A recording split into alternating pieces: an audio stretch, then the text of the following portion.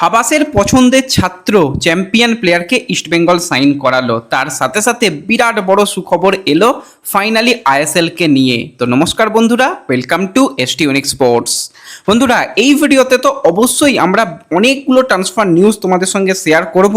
তার সাথে সাথে ইস্ট বেঙ্গলকে নিয়ে বেশ কিছু ইন্টারেস্টিং আপডেট শেয়ার করার সাথে সাথে আইএসএল নিয়ে বিরাট বড় সুখবর এসেছে, সেই নিয়েই আমরা কথা বলে নেব এই ভিডিওতে।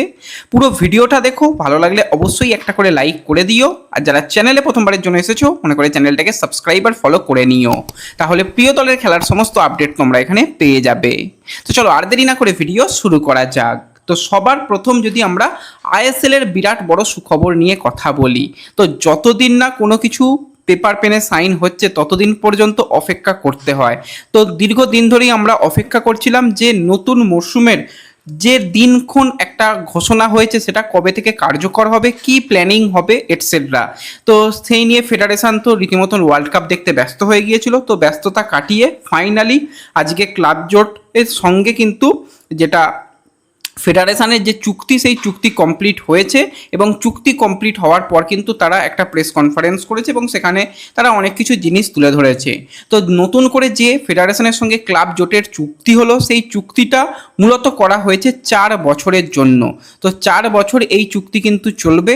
এবার এই 4 বছরের মধ্যে 2 বছরের সময় যদি মনে হয় যে না এই চুক্তি ভেঙে দেওয়া যেতে পারে, এবং সেক্ষেত্রে যদি যা ফেডারেশন মনে করে যে তারা নতুন স্পন্সর আনতে পারে, বা ক্লাব জোটে যদি মনে করে যে না তারা লিগ চালাবে না, লিগ থেকে তারা সেরকম লাভ দেখতে পাচ্ছে না, তো সেক্ষেত্রে সেই চুক্তি ভেঙে দেওয়া যায়। তো কোনো রকম সেক্ষেত্রে অসুবিধা নেই।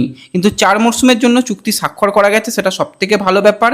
এবং প্রত্যেকটা দলকে কিন্তু 1,10,00,000 টাকা করে দিতে হবে। এবার সেই টাকাটা একবারে না দিলেও চলবে, 2 দফাতেও টাকাটা দেওয়া যাবে, তাতে কোনো রকম অসুবিধা নেই। টোটাল আইএসএল আগের বছরও দেখেছিলাম আমরা যতগুলো দল খেলতো, সেখানে মোহামেডান স্পোর্টিং ক্লাব কিন্তু রেলিগেট হয়ে গেছে। সেই জায়গায় নিয়ম অনুসারে কিন্তু ডায়মন্ড হারবার তারা প্রমোশন পাবে, এবং ডায়মন্ড হারবার তোমাদের যেরকমটা বলেছিলাম যে তাদের খেলার একটা ক্ষীণ সম্ভাবনা রয়েছে, সেটাও কিন্তু আজকে ফেডারেশনের তরফ থেকে জানানো হয়েছে। কিন্তু ওই যতক্ষণ না তারাও একদম নিশ্চয়তা দিতে পারছে, তাহলেও কিন্তু অপেক্ষা করে যাওয়া ভালো, সেরকমটাই কিন্তু জানানো হয়েছে। এবং যে টাকা পয়সার ব্যাপার, প্রথম বছরে যেরকমটা দেওয়া হচ্ছে 1,10,00,000 টাকা, তার পরের বছর আরও 5 লক্ষ, 1,15,00,000, এবং তৃতীয় বছরে গিয়ে 1,20,00,000। তো এইভাবে কিন্তু টাকার অ্যামাউন্ট কিন্তু প্রত্যেক বছর অনুযায়ী 5 লক্ষ টাকা করে বাড়বে, তাতে কোনো রকম অসুবিধা নেই। এবং যে টাকা পাওয়া যাবে সেই ক্ষেত্রে কিন্তু লিগ ভালোভাবেই চালানো যাবে। এবার লিগের যে নিয়ম কানুন থেকে শুরু করে যা যা থাকতো, সেগুলো সমস্ত কিছুই কিন্তু এআইএফএফ এর কাছে থাকবে, বা ফেডারেশন, এআইএফএফ তো বলা যাবে না, এখন ফেডারেশনের কাছে থাকবে। এবং ক্লাবগুলো যেরকমভাবে ম্যাচ আয়োজন করে সেই আয়োজন করবে। এবার হচ্ছে আমরা ম্যাচ দেখব কি করে, ব্রডকাস্টিং পার্টনার কি হবে।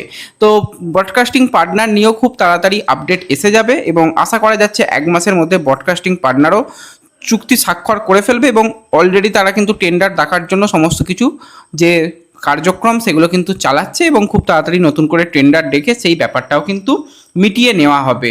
এবং ফাইনালি 4 সেপ্টেম্বর থেকে কিন্তু নতুন মরশুমের আমরা আইএসএল দেখতে পাবো। মনে হচ্ছিল যে হয়তো পিছিয়ে যেতে পারে কিছুটা, সেরকমটা নয়, এরই তারিখ থেকেই হওয়ার সম্ভাবনা আজকেও প্রবল, সেরকমটাই কিন্তু ঘোষণা এসেছে। তো যাই হোক, আইএসএল হচ্ছে, এবং যেহেতু 4 মরশুমের জন্য নতুন করে একটা চুক্তি স্বাক্ষর করা গেছে, তো প্রত্যেকটা দল কিন্তু আবারও সমানভাবে তারা কাজে নেমে পড়বে দল গঠনের দিকে।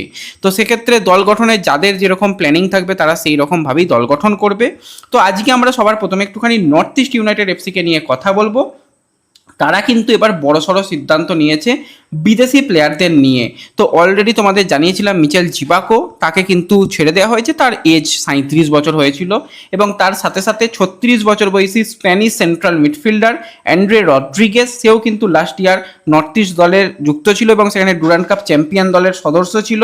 তো এই প্লেয়ার কিন্তু নর্থ ইস্টের হয়ে টোটাল 21 ম্যাচে 5টা গোলের সাথে সাথে 3টি অ্যাসিস্টও করেছে। তো এই অ্যান্ড্রে রড্রিগেজকে কিন্তু ছেড়ে দেওয়া হয়েছে। তার সাথে সাথে যদি কথা বলি, 32 বছর বয়সী স্প্যানিশ অ্যাটাকার লাইনের প্লেয়ার জারিও স্যাম্পেরিও, সেও কিন্তু নর্থ ইস্ট ইউনাইটেড এফসির হয়ে কিন্তু খুবই ভালো খেলেছে। টোটাল 18 ম্যাচে 5টা গোলের সাথে সাথে 3টে অ্যাসিস্ট করেছে। তো এই জারিও স্যাম্পেরিওকেও কিন্তু ছেড়ে দেওয়া হয়েছে। তো তারা কিন্তু 3জন বিদেশি প্লেয়ারকে ছেড়ে দিল, এবং তার সাথে সাথে একজন ট্যালেন্টেড প্লেয়ারকে কিন্তু তারা ট্রান্সফার মার্কেটে অ্যাভেলেবেল করে দিয়েছে। সেটা হচ্ছে ভারতীয় সেন্টার ফরওয়ার্ড পজিশনের প্লেয়ার থই সিং খুবই ট্যালেন্টেড প্লেয়ার, হ্যাঁ তার নামের পাশে গোল অ্যাসিস্ট খুব বেশি নেই, কিন্তু তার যে পারফরমেন্স সেটা আমরা দেখেছি। টোটাল ক্লাব ক্যারিয়ারে 67 ম্যাচে 11টা গোলের সাথে সাথে 6টা অ্যাসিস্টও কিন্তু সে করেছে, এবং খুবই একটা ফিউচার ট্যালেন্ট। এই প্লেয়ারকে যদি কেউ তৈরি করতে পারে তো অবশ্যই একটা ভালো প্লেয়ার পেয়ে যাবে। তো এই প্লেয়ারের দিকে অবশ্যই আমাদের নজর থাকবে যে এই প্লেয়ার পরবর্তী সময় কীরকম পারফরমেন্স করে, কোন দলে যায়। তো সম্ভাবনা যতটা রয়েছে থই সিং কিন্তু খুব সম্ভবত বেঙ্গালুরু অথবা চেন্নাই দলে যাবে, কারণ এই দুটো দল কিন্তু থইকে নেবার ব্যাপারে কথাবার্তা চালাচ্ছে। তো অবশ্যই এই দিকে আমাদের নজর থাকবে। এবার এই আইএসএল নিয়েই যখন কথা বলছিলাম, দু একটা জিনিস একটু মিস হয়ে গেছে। আইএসএলে যেটা নিয়ম ছিল যে 6জন বিদেশি প্লেয়ার এবং ফার্স্ট 11-এ 4জন বিদেশি প্লেয়ার, সেই নিয়ম বহাল থাকছে।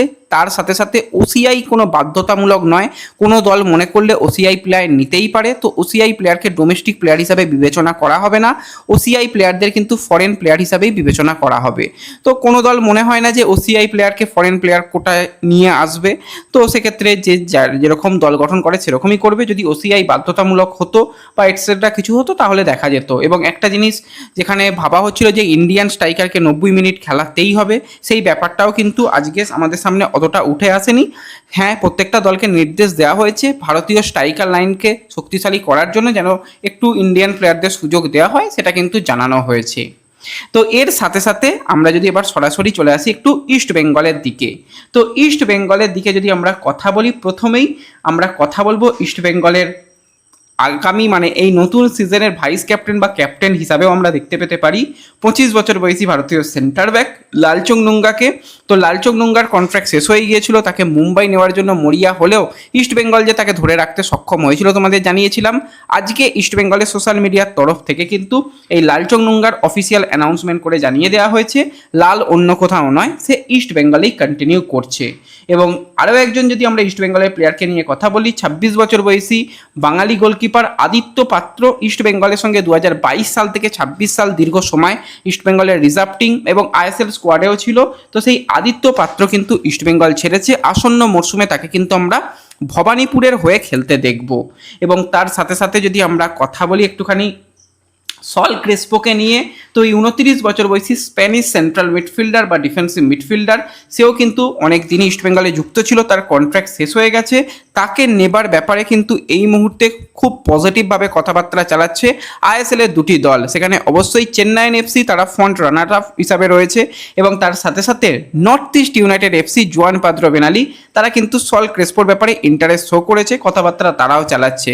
তো দেখা যাক, ক্রেসপো কাছে বিদেশের ক্লাবের অফারও রয়েছে এবং ইন্ডিয়ান ক্লাবের অফার রয়েছে। ক্রেসপো কোন জায়গায় শেষ পর্যন্ত মুভ করে সেটার দিকে কিন্তু আমাদের অবশ্যই নজর রাখতে হবে।